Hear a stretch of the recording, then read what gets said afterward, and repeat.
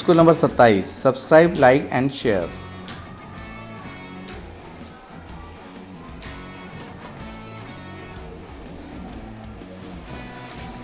Vocabulary beat, make new words. हम beat इस लफ्ज़ से नया वर्ड बनाएंगे, जैसा कि बीट से बनता है बी। एक और लफ्ज़ बनेगा एट।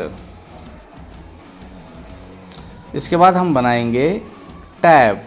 देखिए इसमें टी ए एंड बी का यूज़ हुआ है। उसके बाद एट। अब बनता है बेट,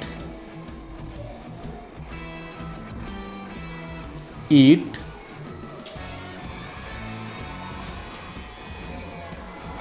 बैट और एक लफ्ज़ बनेगा टी।